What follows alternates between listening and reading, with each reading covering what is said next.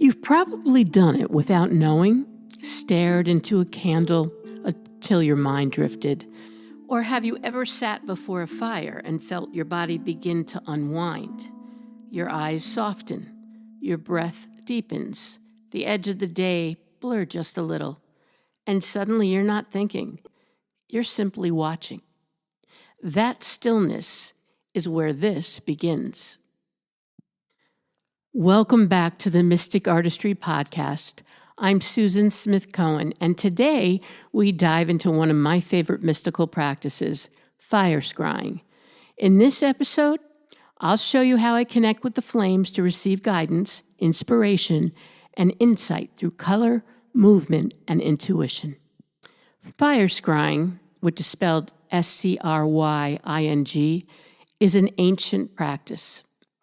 For centuries, across cultures and traditions, human beings have practiced the art of scrying, gazing into reflective or elemental surfaces to receive insight. Some have looked into still water, watching the surface shift and shimmer.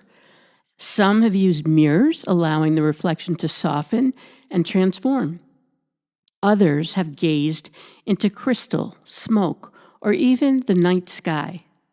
Each method invites the same thing, a quieting of the mind and a deepening of perception.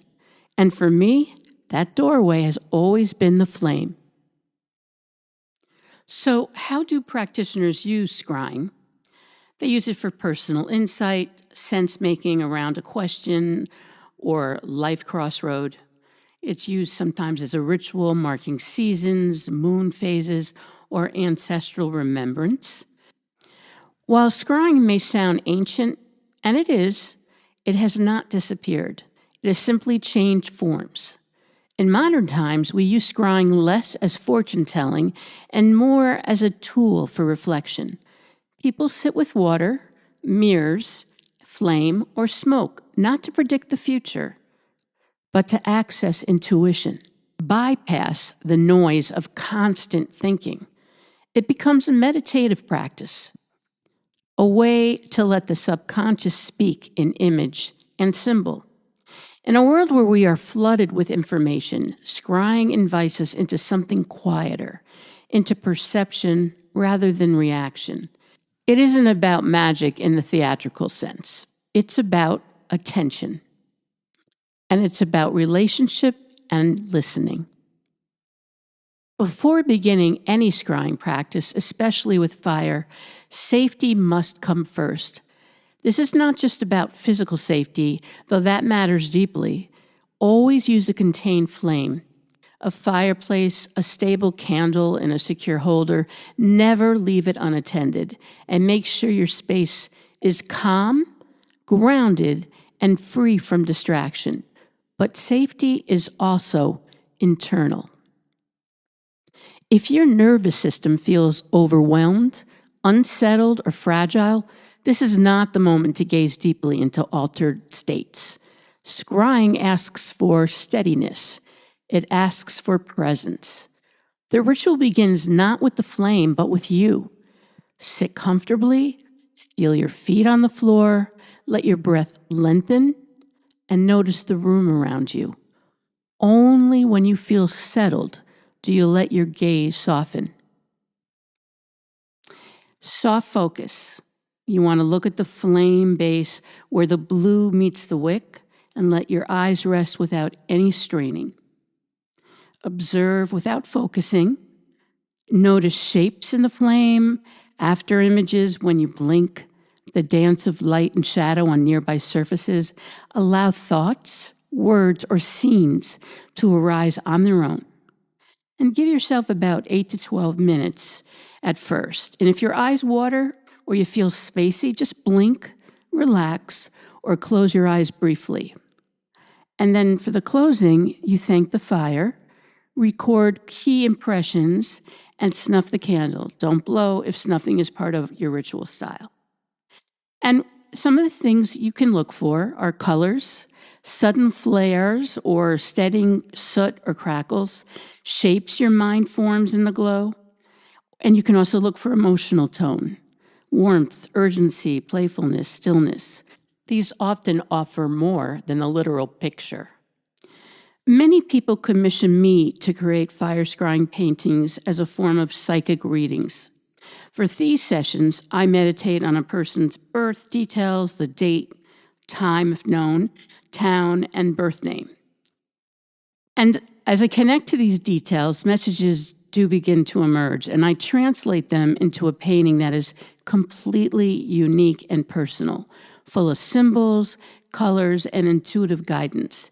Each painting is not only a piece of art, but also a reflection of the individual's energy and story. So after observing the flame, I translate the experience right away into my art.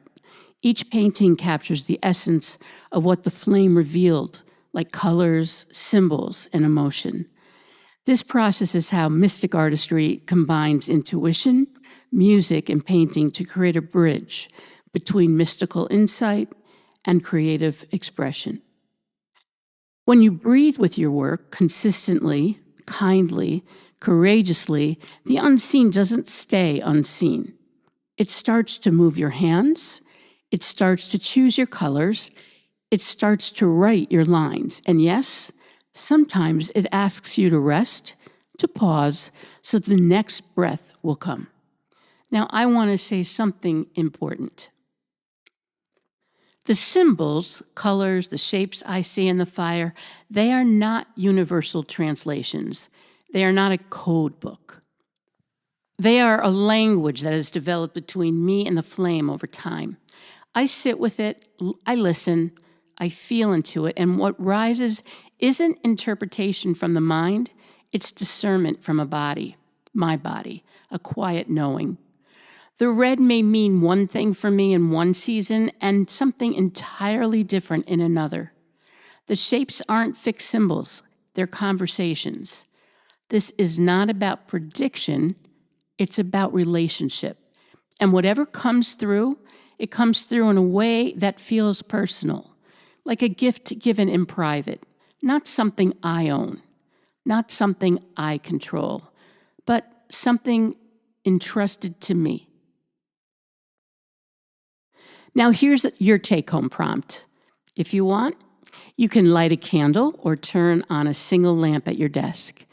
Ask, if mystery could speak to me right now in one sentence, what would it say? Write for 7 minutes without stopping. Even if all you write is, I don't know what to write. Keep going. Let the river carry you. When you're done, underline one word that hums. That word is your talisman for the week. Put it where you can see it. If you want to share what arrived, please feel free to post your talisman word and symbol on my Substack or school platform. In upcoming episodes, we're going to wander into dream work for creators, meet the archetypes that walk beside our projects, and explore how to build sustainable rituals that don't drain your energy. We will also hear from other artists, healers, and scholars who straddle the threshold between the visible and the invisible. The paintings that I'm showing on this platform happen to be many of the paintings that I came up with during requested psychic paintings from me. And I share them anonymously, but I wanted to give you an idea of the kind of paintings that come up. Sometimes they're realistic and sometimes they're abstract. Now, some of you may wonder, how did I come to do fire scrying? I've been doing this for 30 years now, but when my children were young, we used to visit a New Age store, and I used to allow them to select their own crystals, and they loved the ambiance of the store, and so did I. Well, one evening, I attended an event where a brother and a sister came. They were both psychics, and they were channeling their mother, who was a renowned psychic from Woodstock, New York. And out of all of these people in the audience, they singled me out and said, our mother has a message for you. And the message was simply to start learning how to do this. She felt I had a calling, and after explaining to me what I was to do, I went home and practiced, and the rest is history. So maybe this is a good place to share something I don't often say out loud. When I was little, there were times when the world didn't feel entirely safe. And without knowing it, I learned how to step somewhere else, not away, but inward. I would disappear into music, into color, into the way sunlight moved through leaves. I would talk to trees and feel like they understood me. And in those moments, I wasn't escaping, I was creating. What some might call dissociation was actually imagination, building me a sanctuary. Creativity didn't just become my passion, it became my protection.